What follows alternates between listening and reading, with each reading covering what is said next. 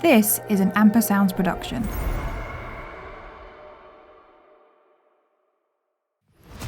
I am really excited for this one. Today's guest is Harry McKenna, aka Padel with Harry. We talked about all sorts of today's conversation, including his battle with addiction, his journey to sobriety, and how Padel helped transform his life. Harry's been blowing up on YouTube and on social media. He's one of the fastest growing channels in the industry. Blinding conversation. I really think you're going to enjoy this one. My name is Marcus, and this is The Boast.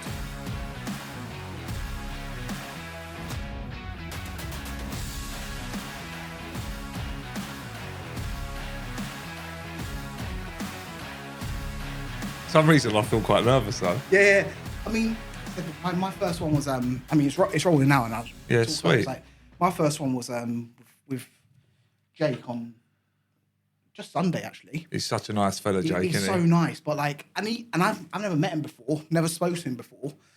I just randomly messaged him on Instagram, and I've messaged a few people and they've not got back to me, or they've said what's the podcast. Yeah, of course. I've got 5 followers. They go a bit cold. Yeah. But he was well up for it, and that was my first one. I was nervous because my background's in producing theatre. Yeah. So I've been a creator for a while, but it's always behind the scenes. This is my first time actually being on camera. Yeah, no, it's like a different difficult, thing. isn't it? Yeah. you got the camera tax, right?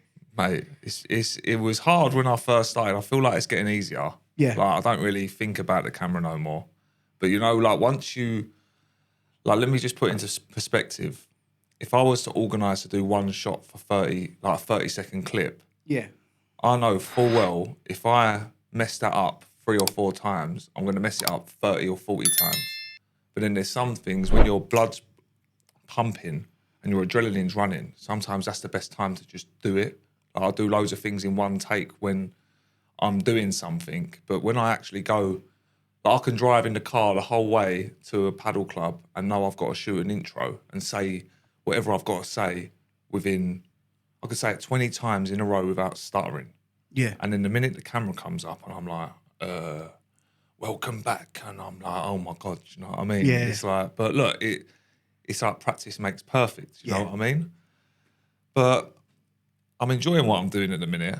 I think it's rewarding in the fact where I'm doing a lot of games with people that I can't believe I'm playing with, like Jake. Jake said, I'll come on the channel and I'll play with you. And I couldn't believe it because, mate, who am I?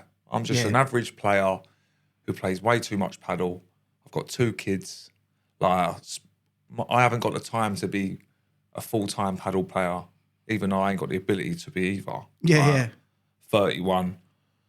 I'm not really the fittest fella. I'm fit, but I'm not as fit as these boys running around with no sweat. I mean, I don't know. When did you first get started playing paddle first? Let's start there. About 3 years ago, I was in Dubai, and I stayed at the Alcazar on Jumeirah Beach, and my brother-in-law and his mate were out there, and my other brother-in-law, we said, "Oh, have you ever played paddle?" I said, "I don't even know what it is." We went and had a knock at 6 a.m, and we had such a laugh because we were all playing tennis on a paddle court. Don't even realise there's glass. But you had a courts. racket sport background before. I played a bit of racquetball and squash with my dad growing up. Yeah. Played a bit of tennis in the summer with a group of my mates that I grew up with. But Like we are holidays all kind of proper thing. shit. Yeah. Just for fun. Don't get me wrong, my dad was really high level racket. So he won loads of competitions through squash and racquetball, and he always used to hit balls with me. So I feel like my hand-eye coordination is good. I've always been really good at table tennis. Yeah. But when I started playing paddle, I immediately thought I was better than everyone. That was my level. And I thought, I'm quite good at this. And I've got such a big addictive personality, like I've told you before. So when I started playing, bang, got hooked, come back, started playing at Waltham Abbey. It was an outdoor club. And throughout the summer, we was there every day for 3 hours. This was when I never had any kids. And then obviously when I had my first little girl, obviously, by the way, everyone, I don't drink. I'm 4 years sober.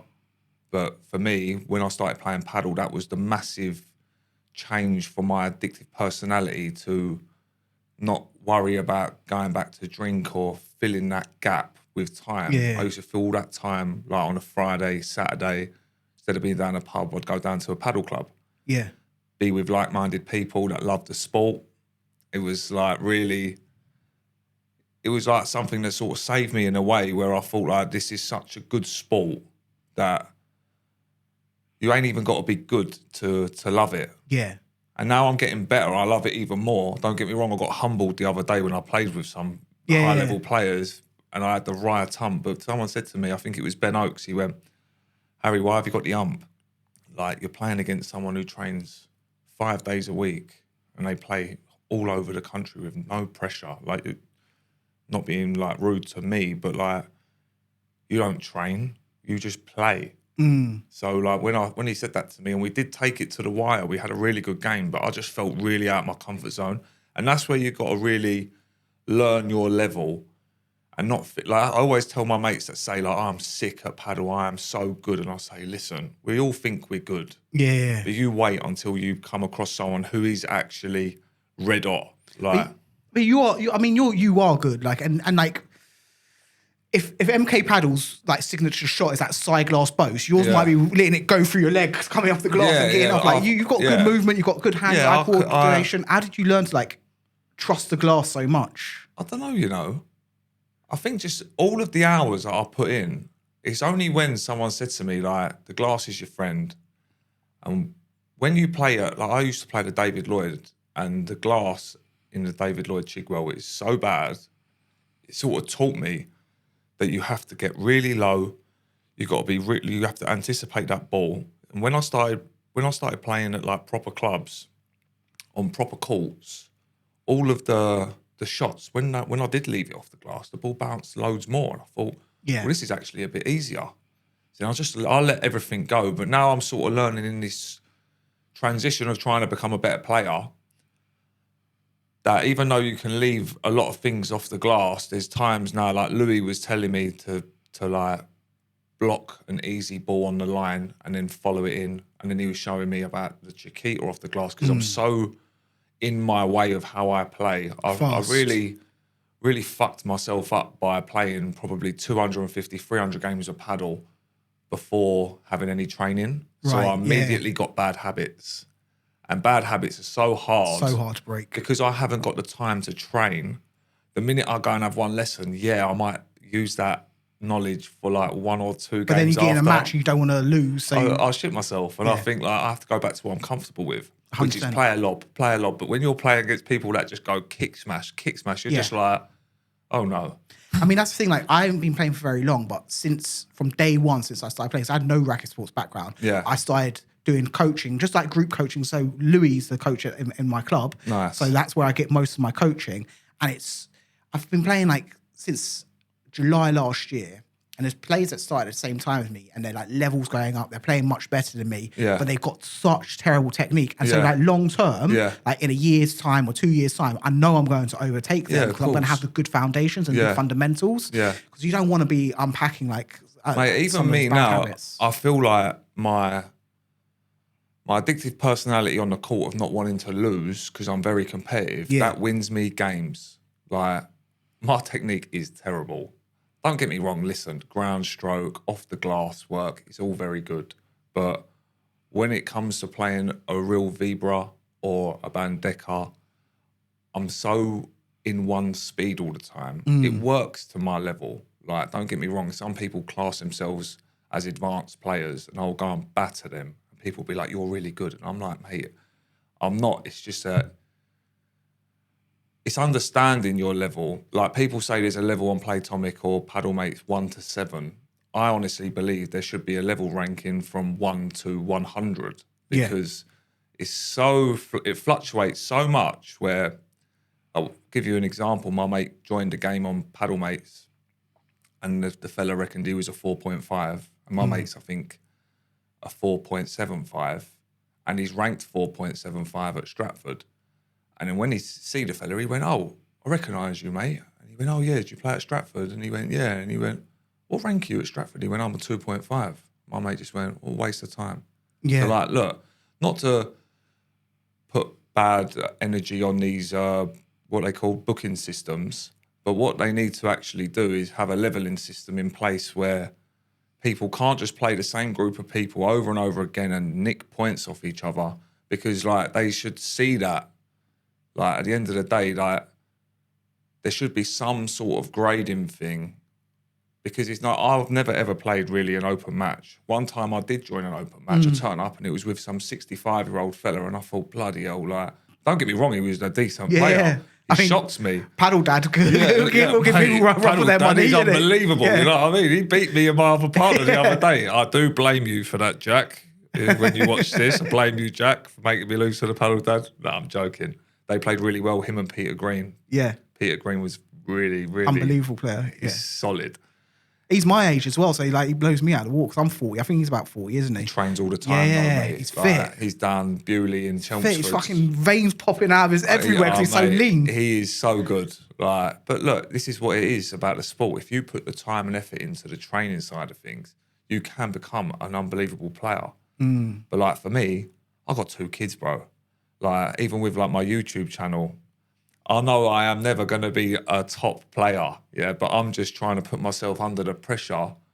I'm an average guy that's running on 5 hours sleep most of the time with 2 kids. I've got 1-month-old and a 2-year-old. Fucking hard, mate. You got kids, you know what I mean? It's not easy. Yeah. And I'm trying to go up against someone who's like 19, who's ranked 15th in the country, that don't want to lose to me on the channel. They're absolutely pelting balls at me. I'm thinking, oh my God, do you know what I mean? Yeah. But I love it because I'm addicted to that. I can do it. Yeah. Do you know what I mean? Like, I'm going to give it my all. Don't get me wrong, my all ain't good enough. But some things work, you know what I mean? And that's why I love paddle. You don't have to be the best. You can just go on there and surprise people. Like, I feel like I surprised Jake when I played him at cross court. Yeah. Like, he was a bit like, bloody hell. Yeah, you did well against him in cross court, and you had to get the rematch, didn't you? Yeah. I done all right. That random close there. That was mental. Like, I thought we was going to get proper done. Don't get me wrong, I had Callum Ward, big him up. He's like 60 something in the country. Such a nice fella as well. Great player. And he's the nicest, like, he's just the nicest geezer ever. Yeah. Like, what a pleasure to share the court with Callum. Like, as a partner, every time he missed, don't worry, mate. Like, because you are only as good as your partner, especially mentally on a paddle court. The mental is like the most important thing. Like, I was speaking to Louis Harris about this the other day. It's like, I come from a sporting background, but all of the sports I've done, firstly, they're all quite stationary sports. Things like powerlifting, climbing, where you're not moving about. So it hasn't really translated that well. But secondly, they've all been solo sports. Yeah. So my mental toughness is really good when it's just me. Yeah. But like, as soon it's like... Relying on someone else. It's relying on someone else. Yeah. And but also it's when it's like, when I make a mistake, I'm really hard on myself because I feel bad for them. Yeah, of course. And if they weren't there, I'd be able to let go and just move on because I'm only letting myself down. It don't matter. 100%. Like, and I haven't been able to unlock the mental side of it for myself yet. Like, you just got to... What I've realised is you don't have to deep anything. Like, don't put yourself under too much pressure. This is a game of faults, the way I look at it. Like, at our level, it ain't about who hits the best winners. I always used to try too hard, hit the ball way too hard, and try and kill the point when it don't need to be killed. Yeah. Well, now I'm going at that level above. They know that I'm the weakest player, so they don't even try to attack me. They just move me around. And that's what I've brought into my game with my group. And over the last week, the boys are like, mate, since you've been playing with them, you're playing unreal. And I'm just thinking, I'm not. I'm just making more balls than you. I'm just like returning it a little bit easier, just taking a bit more time, playing freely. But the minute I go up that level, I feel under pressure. I'm tired. I'm thinking I need to kill this point because my fitness ain't great. We're in a 20-shot rally and they're just letting it through their legs, playing the lob. Yeah. And they're playing to my weaknesses. But when you understand that, see like where you are and where your partner is, I've always said you're only as good as your partner mentally and physically. Like, if your partner is got his head in the sand and he's playing shit, don't obviously tell him he's playing shit. You Yeah. have to say to him, don't worry, just make balls and let's get going. Because momentum's a massive thing in paddle. The minute your head drops because your partner's, let's say your partner misses and you have the ump that your partner's missed, because it happens, especially when you're good friends and you play. Like me and my mate Jack, sometimes his head will go, not because of me, because of himself. And then I'll have the ump that he's got the ump. And that energy clashes on court. Next thing you know, you lose 6-0. against a team you should be beating. Yeah. But it's all because your head's dropped. Like, but I've played against someone whose head is so positive. I've been 4-5-0 down, and we've come back and won 7-5. Yeah. Because it's like, don't worry. Like, don't worry. Don't matter. And even if you lose 6-0 or you lose 6-2 and you think I'm out my depth, don't worry. Yeah. It happens to everyone, bro. Like, yeah, I mean that's the thing. Like even like the top player, like the Premier Padel players, mate, like that happens. I've seen it. Yeah, like loads of Tapia and times. Coelho lost Yeah. like 6 to And the other day, Galan, yeah, like, it happens. LeBron and you know what I mean? Hausberger, yeah. They lost 6-0 the other day. I even reposted it and just said, don't let, like, even the top players lose 6-0. It's because they're having a bad day. Do you know what I mean? Yeah. Like, everyone has bad days. I might put my bad day down to not having enough sleep and having 2 kids. Do you know what I mean? But even the kids of today, like, there is so much pressure on these young boys as well, by the way. Like, we all see all the Jake and, like, I played with Ollie Hayday. These are young boys, and I forget that these boys are young and they're trying to make this their full-time career. And I respect the fact that they're putting the time and effort in. Yeah. It's such a hard career because, mate, there is so many players out there. Like, I've always said, the way we're brought up with a football at our feet, the Spanish are brought up with a racket in their hand. Yeah, 100%. Like, they're bred differently. Yeah. Like, the way they play. I went out to Marbella and I went, I'm going to go down to Real Club Padel, have a lesson with this guy. And he goes to me, oh, Harry, he went, how long you been playing? I said, oh, I've played about a year. I've played about 200 matches this year. Like, I think I'm pretty good. I start playing with him and he goes, you been playing paddle? I went, yeah. He went, you don't play paddle? Like that. Oh, we was creasing. It was like 7 a.m. I was thinking, this geezer having a laugh. Like, I'm gonna fucking strangle this geezer. Yeah. I've given him €100, you know what I mean? I mean, the sport's kind of different out there, isn't it? Like the way they play, it's just like it feels like Really high lobs. yeah, like, especially because it's like so many players over here are transferring over from like tennis, squash, Yeah. whatever. Whereas they're not. They over play there. proper They play paddle. proper paddle. Yeah. It's almost like a different sport, but at the same time, sport's kind of evolving towards that like faster, heavy, mate, big it's smash definitely game. faster here. Yeah, like Yeah. I'll do a bit of training at Ilford on a Tuesday, and they've started bringing in these young, like really high level tennis players. And mate, and spins my head because I'm like playing, wait, and they go to it a smash, and then they just absolutely shotgun smash it. Yeah, I'm like, fucking hell, like this is mental. Like these geezers are playing so fast, everything's just an aggressive chop volley. They're trying to tag you straight in the chest, and I'm thinking, God, it's aggressive.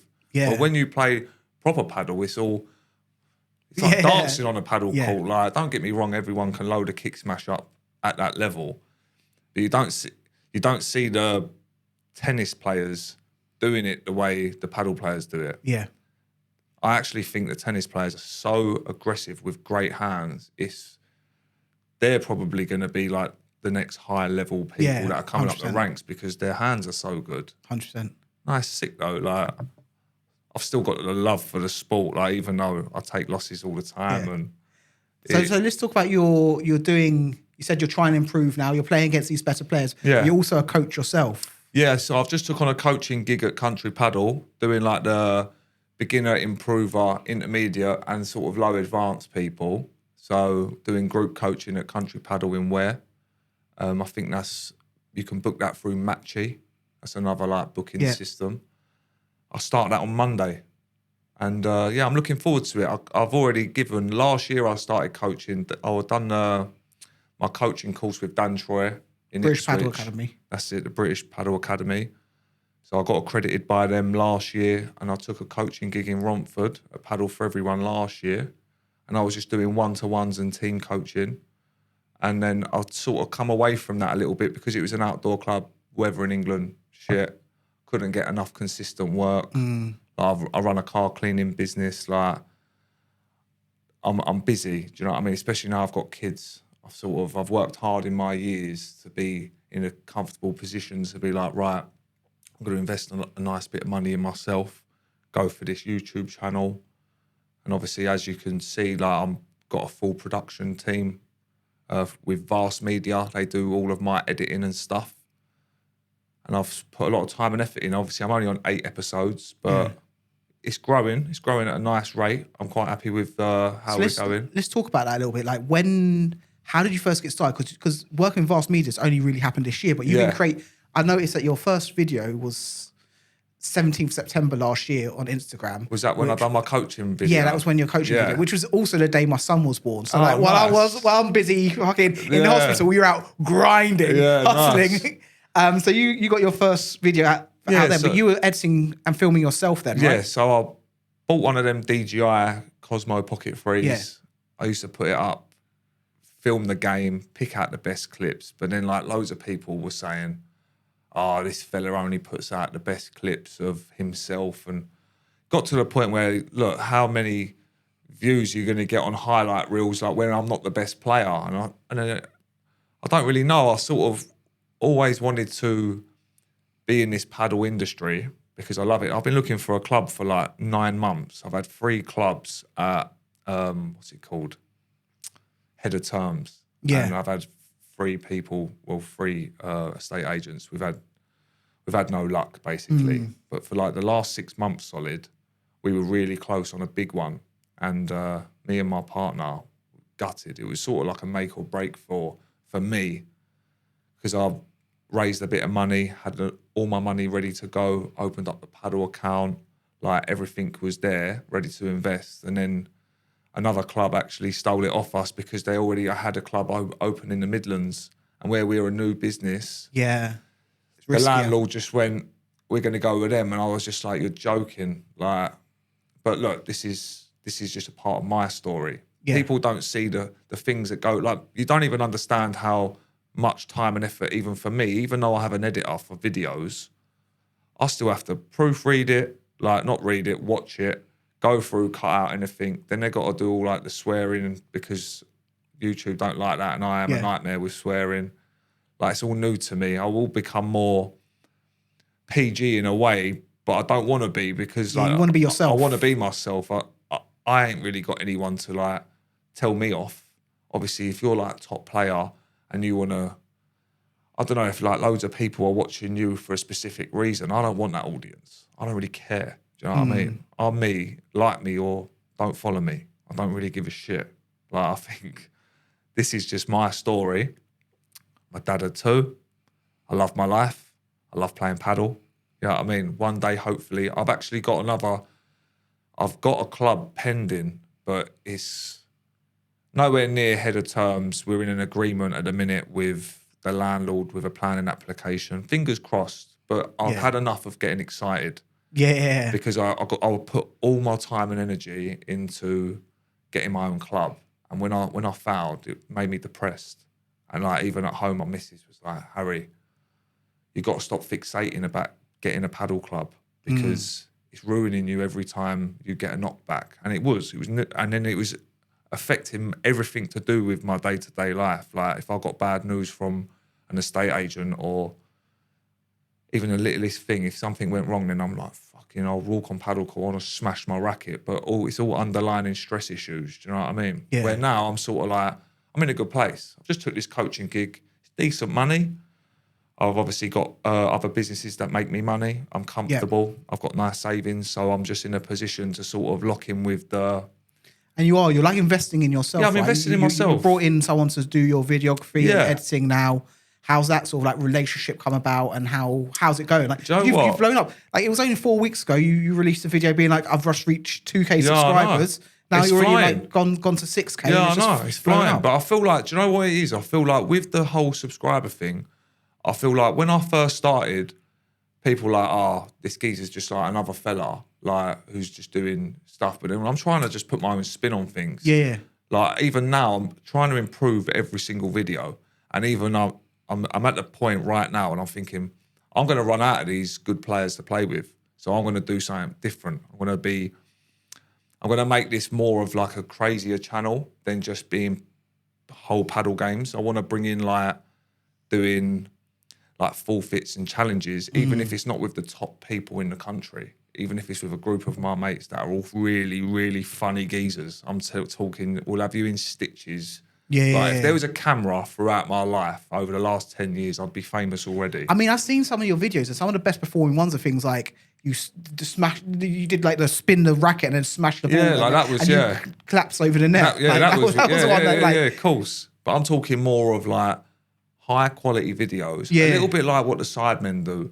Great, yeah. Like 4 mates go on holiday, go and play paddle. If they lose a paddle match, they got to, I don't know, do a paragliding thing, I don't know, or jump out of a plane. I'm going to take this channel to another level of this geezer's a nutter. Yeah. Because I'm a thrill seeker. I've always been like an adrenaline junkie. Like, I love the fact that I've got a channel now. Even me, when I watch it back, I'm thinking, I'm getting bored of this same stuff because Yeah. I always want things to be better. And for the subscribers and for me wanting to blow up, I don't want to just be another geezer who's traveling around playing paddle. I want it to be like, what's this fella doing next week? Like, if he loses this game, or who's he going to play and beat? What are they going to do? I want it to be like, and then I can drop like previews of what the challenges are going to be. Obviously, I'll have to ask the people that are playing, Sure. Yeah. will you be open to these sort of challenges or forfeits? But I know loads of people that will. Yeah. Be like the jackass of paddle. Like, I know it's crazy when you think about it, but no one's doing that. And that's what I want to bring. Hi, I just have a quick favour to ask. If you're enjoying this video as much as I am, please like, comment and subscribe to the channel. It helps us out massively and allows us to keep bringing these fantastic videos for you. Now, let's get back to the conversation.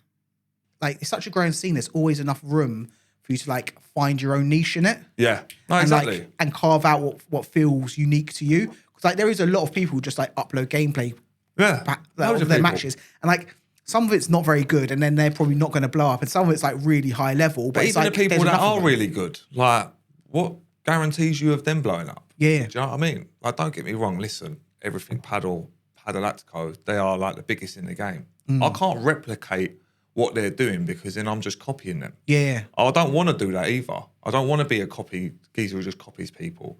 That's why I'm trying to bring in my videographer to try and bring like really, really high quality content.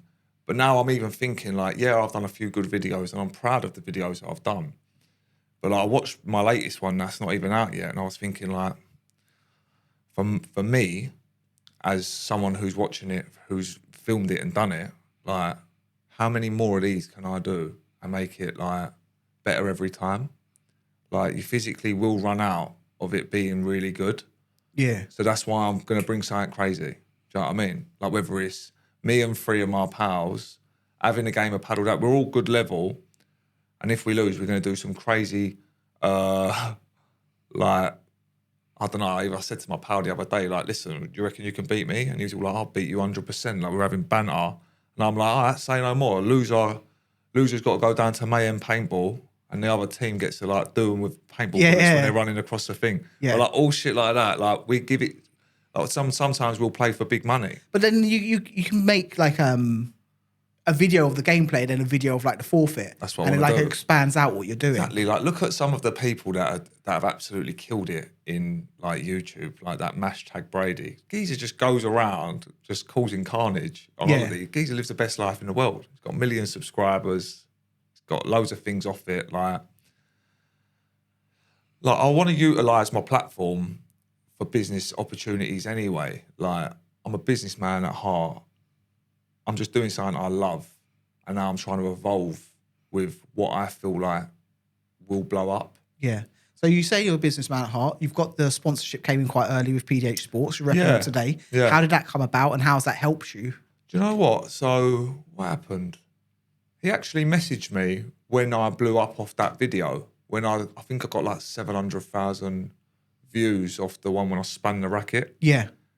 And he said to me like, oh, are you open for a phone call? And he said he's never really done this before about the sponsorship side of things with like someone who ain't a pro player. But their marketing manager, he was really like pushing the fact that this is quite a good route for people to see me wearing their stuff because I am the average player.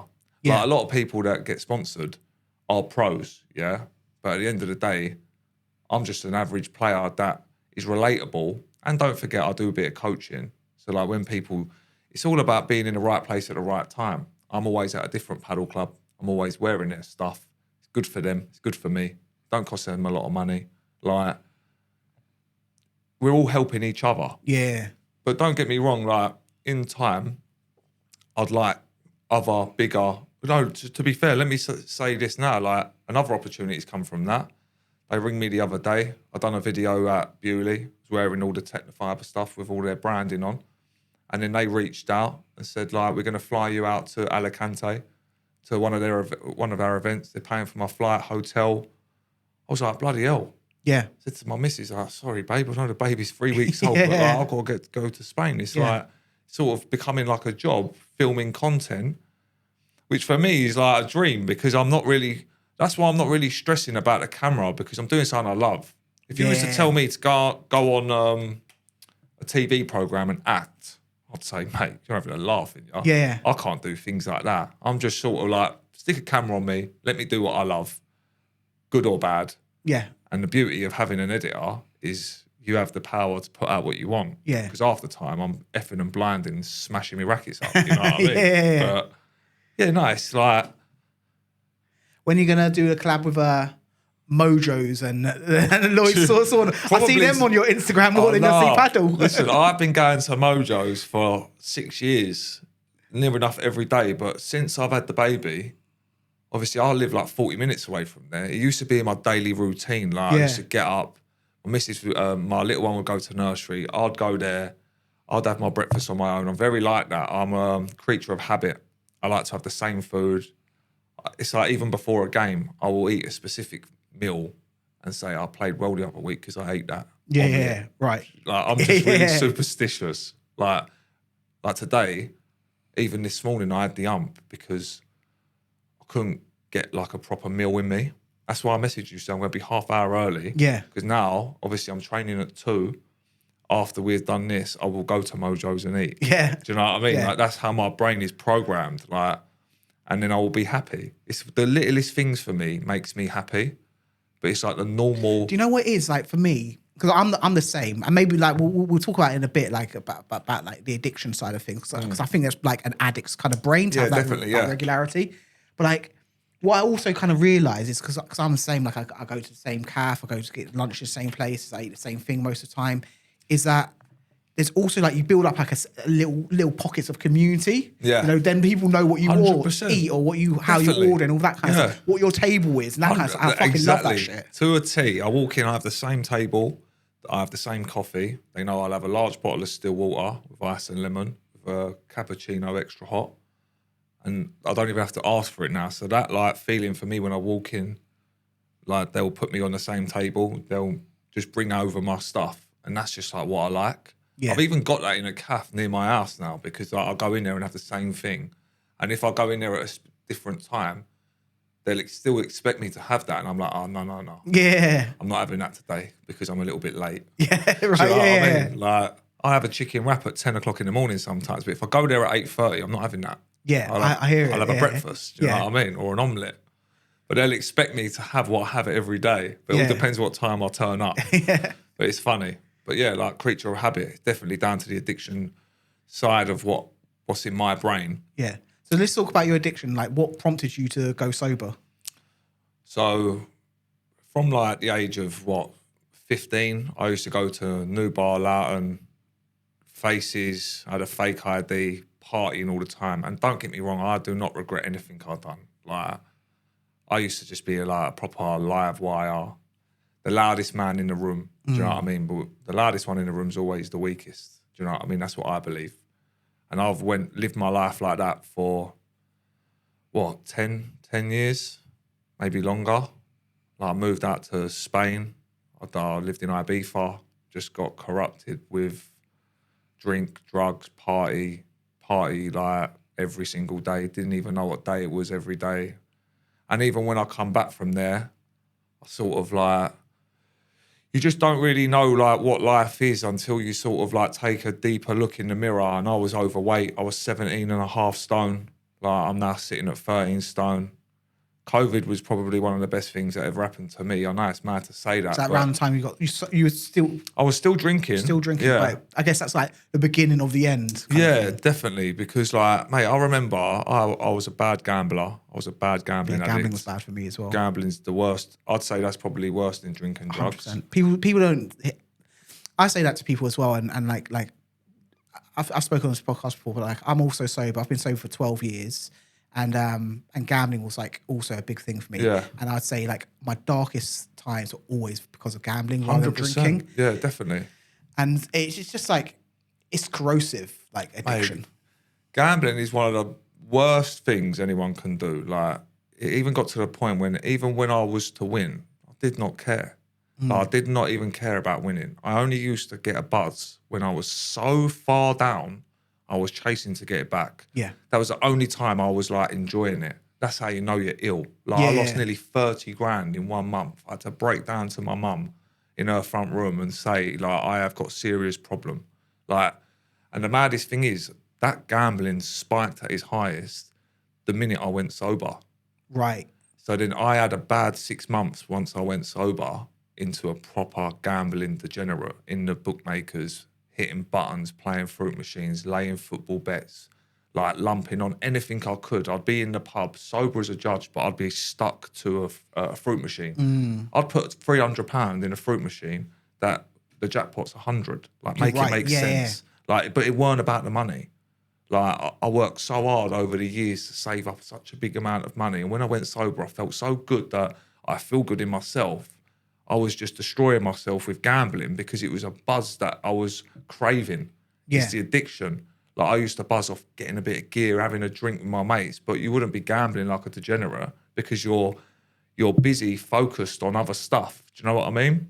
So when I took away the alcohol and I was sober and everyone was like, Harry, you're doing so well, I was secretly like finding that buzz in gambling. But that didn't last long, luckily, because obviously when I found out we was having our first baby, that's when I actually broke down and said, like, I need to change my life because if I don't change my life for my daughter, you're a scumbag.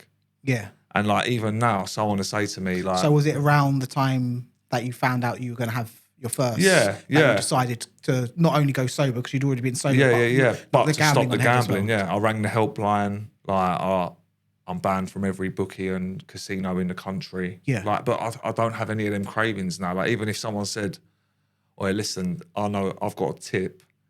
Stick 500 quid on it. It'll win you 2 grand, and it's guaranteed." And even if you said, "I'll cover it for you," I just wouldn't do it because that will trigger me into doing something like that again. Do you know what I mean? Yeah. But like, gambling, definitely the worst thing in the world. But like, going back from before I went sober, I was never really like a drug addict. I just used to love having a bit of gear when I was drinking. Like, and I still don't think there's anything wrong with that. I know, obviously, look, I don't know how PG this thing is. Like, this might be for adults only if this is on YouTube. I'm not sure. Yeah. It must be. Yeah, it will be. But yeah. But like loads of my friends, it's anything social is not a problem. Yeah. It's when it gets dark. Do you know what I mean? Like, I never used to want to go home. I used to want to stay out all night. Yeah. I used to want to fucking... And that's the thing, like, you know, I got sober when I was 28 and, but like, my worst was probably like when I was more mid-20s, like 25, you know. Yeah, of course. I ended up attempting suicide. I ended up on the crazy. streets for a little while, you know, like gambling was a really bad thing. And I kind of clawed my way out of that while I was still drinking. And the reason why I stopped is because I felt myself sliding back towards that again. I was like, I don't know if I'll be able to get out of it again. And that's naughty. I'm going to kill myself. Like, I ride motorbikes. I used to ride my motorbike. Do you know what I mean? Like mad stuff. Scary shit, mate. And like, but for me, when I first got sober, like there was such a big void in my life. Like without even realizing it, drinking had become like a big part of my personality. Yeah. Do you know what I mean? Like going out, getting on it, like everyone could bell you up and you know, they'd always know you're the one that'd be up for it. Like no matter what day it is. Yeah. But it's the dark times. Like when they all go home and then wake up the next morning with a bit of a hangover, getting on with their lives, I'm like at home depressed and anxious and not knowing what to do and being like, maybe I need to get on it again. Just like, of course. But like, I really found that finding stuff to replace that became like really important. Definitely. For me, you know, like sport, friendships, 100%. building community, all that kind of stuff. Mate, you say about friendships, like, I ain't being funny. I used to have 50 people in my phone I could ring to go and have a drink with. Now I've got 3 people in my phone that I can have a coffee with. Yeah. And that is a little clip because that is just a brutal honesty of how your friendship groups will change when one, you grow up, and two, you just be the best version of yourself. Yeah. People don't want to see you doing good. Like, that is the harsh reality of life. Like, I used to have so many people that would be like, well done, mate. And then people say, do you know what he said about you the other day? Geezer thinks he's better than us because you don't drink no more. But that same person commented on my sober post, really proud of you, mate. Yeah. But then behind my back, you're saying, no, the geezer thinks like he's better than us because he don't drink. Yeah. Like, to me, I don't give a shit. Do you know what I mean? I'm looking after one thing in my life here, which is my family. And because a lot of my mates don't have families, they don't realise the love that you have. Like, I don't want to ever go back to that person. Like, I was never an alcoholic. I was never ever a drug addict. I just done everything in moderation, took things a little bit too far. Like, where I don't want people to look at me and be like, because I never done rehab. Yeah. I didn't do any of that. Yeah, I just really locked in. And like I said, COVID was quite good for me because I realised, like, what am I doing? I was playing poker online, getting out my nut, drinking on FaceTime to my mates. And it come to a point where I'll tell you the story of what actually made me stop. Yeah, please. I went to my local pub and we was all getting on one. And I had a really funny turn. I felt really ill. And I said, like, and that's not like me. So I went home and I went to bed. I woke up the next day and I used to smoke weed every day. And I woke up, my normal regime was have a bit of breakfast, have a spliff, sort of just go about my day. And I felt absolutely written off from the night before. But I went home at 10 o'clock, which is early for someone like me. Yeah. On a Friday night. I walked into my mum's, at these times I was living at my mum's, and I opened a can of Coke because I felt so fucked. I thought, let me have a can of Coke, try and get some sugar in me. And literally, boom, it was like my heart just stopped and I collapsed. Full 17.5 stone geezer, laid flat face on the marble floor, split all my face open. Yeah. You can probably see the scar. Right, yeah, My I can see it, face yeah. glued back together. But my poor missus and my mum, they thought I would just drop down dead of a heart attack because they knew. But you can't change anyone. Listen, your mum and dad know everything. Like, if you come in and you smell a smoke, they know you're smoking fags. It ain't a bonfire. Like, they're not stupid. Do you know what I mean? I used to say loads of things. Oh, my mate was smoking weed in the car. That's why I smell a weed. Like, Yeah. they know. Yeah, 100%. So if you are a parent out there, like, get on your kids, do you know what I mean? Like, make sure they're not ruining their lives because, not to say my mum and dad didn't try and stop me doing anything because I was masking everything well. Yeah, but also, like, You need to learn your own way, you need to learn right? your own way. Do you know what I mean? You're ready when you're ready. 100%. You know, like, there's a saying I've always liked. You just get sick and tired of being sick and tired. That's like how I felt. Mate, like, the way I was in life, no one would ever have changed me. Like, you could not have changed me. I'd only resented you if you tried to stop me. Yeah. I had to learn my own way. So then, cut a long story short, I get rushed to hospital and I've come around by now, but I'm fuming because my face is hanging off. And I'm holding it together with a big towel and then they've got to, like, sew me up and stuff. And the main reason why I've got the hump is because I haven't had a joint and I'm angry that, like, my face is fucked up and I can't go back out. And that's how my brain was programmed. Yeah. And then the doctor went to me, like, mate, you had a close call. Like, it weren't a heart attack, but something got blocked and it knocked you out. But this is because of your diet, you're 17.5 stone, you're sniffing drugs and you're drinking 50 pints a week and you're smoking weed. And I was like, right. But I felt so sad for my missus and my mum because they looked at me like they can't believe I'm sitting here alive because they thought I'd died. And then I said to the fella, do you know what, I'm going to stop. Not even thinking I was going to stop. And the geezer looked at me and he went, yeah, I've heard it all before. Yeah. I sort of looked at him and I thought, what? And you see my addictive personality's kicked in and I'm like, I'll fucking show you. I'm going to show you, mate. Yeah. And from that day, I walked out and I said, I ain't doing it no more. And everyone was a bit like, all right, listen, you definitely need a break, like, from going down the pub and everything. And I was like, no, watch. And I'll tell you what, from that day, I have not touched one drop of alcohol, not one drug. Yeah. Like, I've been sober ever since. And I thank that geezer. I don't know his name.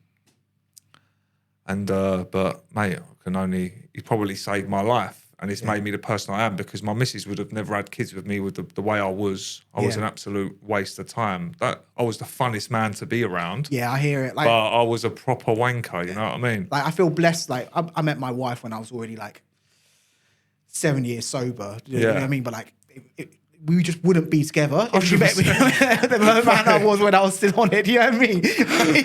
Like half my mates are single. I look at them and I think, do you know why you're single? It's because you're an absolute fucking waste of time. You know what I mean? Like, but it's true. Yeah. Until you become that best version of yourself, everything will start happening for you. Not to say change what you're doing. Everyone live your own life. If you work hard and your release is going to have 4 or 5 pints and blow your hair off, that's fine. But it's when you do that every single day, don't concentrate on anything apart from getting fucked. And that was the only time I had fun. Like, mate, the funnest times I have is when I meet up with a few of my mates and go to a beautiful restaurant up London. Yeah. And eat really good.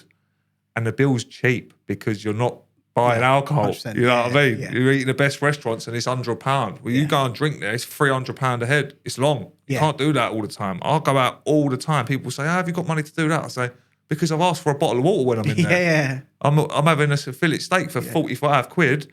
But if I was to order 6 JD and Cokes at £20 each, that's another 120. Yeah. Like, it's the little things, do you know what I mean, for me? Like, and do you think paddle helped in that sort of like Definitely. journey of getting sober and getting once clean? I found paddle, that just like elevated my fitness. I lost loads more weight. I started like feeling more confident, and then I just sort of like become proper addicted to that, which is the best addiction for me, because a couple hours a day, going down the club, having a coffee, having a little regime before I play, do a bit of stretching, socialise with my mates, go and have a steam and sauna after. That is sort of the hours you would normally spend in a pub. Yeah. I'd now spend that there. And when I come home, I'm present. I feel tired because I've trained. You wake up the next day, you feel great. Like, so you repeat that process, do you know what I mean? Like, get addicted to something that is going to benefit your life. You know what I mean? Yeah. Because, like I said before, drinking ain't bad in moderation. Like, all my family drink. My missus drinks. I go out for dinner with her. She'll have an Aperol Spritz. And if we're in a bar and club environment, like I went Ibiza with her last year sober. We went to Leo's. She's lagging. Bottle of wine. But we're all up having a blinder. I'm having cappuccinos at 11 o'clock at night. Yeah. But that's just what I like to do. Some people say, how do you do that? I just say, because I don't like who I was. Even though I did at the time when I was that person, but I don't like that version of me. Yeah. Yeah, I hear it. So you're now a reformed man, and you're a reformed man. You're a dad. You just had a new baby. My dad of 2 now. Yeah, how's that going? Fucking hard. Yeah. To be fair, I'll say How you that. found time to do a new dad? Like your second's like what? About two and a half now. months? Yeah, 2.5 months. Yeah, no. My first, is 2.5, and my newest baby is 4 weeks today. 4 'cause weeks. It's Friday. Yeah. So she's 1 month old. Yeah, so 1 month old. So how are you finding time to do all of this around being a new dad? So take my little one to nursery Monday, Tuesday, Wednesday, and then from nursery I'll go and then train to get my mental fix. My missus knows that, and she has the baby for them hours, and then I'll be home in the afternoon. On a Friday she'll stay at her mum's. Thank God for that. Yeah. That gives me Fridays to myself, which is a blinder. I've dropped the kids there this morning. I've come here. I've got a busy day ahead. On a Tuesday, her mum will come and stay with us Yeah. to give us a break. Yeah.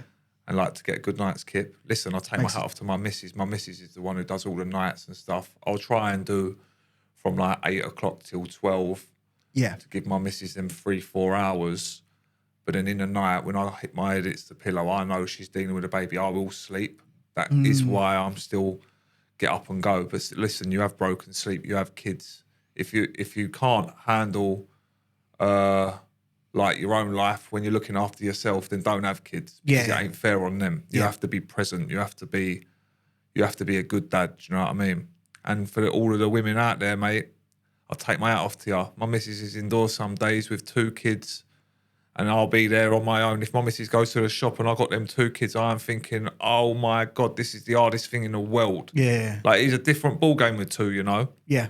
Like, having one was still hard, but having 2, and mate, she ain't even fucking moving around yet. Wait until she's running around. Yeah. I'm going to be grey, mate. Yeah. You know what I mean? It's stress. And I guess like, cause your eldest, she's still not old enough to be able to help out fully. No, she does She's though. still like, Yeah. she's still probably learning Yeah, like she what it is. means to be an older Yeah, sister, definitely, and figuring definitely, out yeah. those things. I'm Yeah. sure she's like great and she she loves it is. and things like that, but she's still got to learn it, right? 100%. Like, we put all of the stuff at the bottom of the, let's say this is the chest of drawers. At the bottom drawer will be all of Macy's bibs and muslins and stuff like that. And let's say I'm in there giving her a bottle. I'll say to my eldest, go and get the muslins or the bibs for Macy. She's all like, yeah, Dad. Yeah. Like, so you've got to include them. Do you know what I mean? So, and it makes them feel good. And she's such a good big sister. It's so nice. They're going to be the best sisters in the world. It's lovely. Yeah. Family is everything to me. Like, listen, I love paddle, but listen, family comes first. Do you know what I mean? Always. Well, I guess that goes on to our final question then. Yeah. What's your biggest boast, brag, or thing that you're proudest of, either in paddle or just your life more generally? What's the thing I'm most proud of? Probably going sober, turning my life around. Do you know what I mean? Yeah. Yeah, definitely. Because without doing that, then I wouldn't be the man I am today. And that's the person I am proud of. Like, when I look in the mirror, when I'm out with all my friends, I look in the mirror and I think, you're doing good for being the person I am today. I'm always proud of myself. And anyone who's trying to better themselves, give yourselves a pat on the back, because it ain't easy. Do you know what I mean? And well done for you for being 12 years sober. That's a massive achievement, mate. Cheers. Thanks so No, much. it's really good, mate. Feet around the fucking mics. Yeah, that's it. Or dodge the mic. Or headbutt it. All right, Harry, it's that's good. it. Thanks That's very it. much, man. Thank you, mate. Lovely. That was really good. Cheers.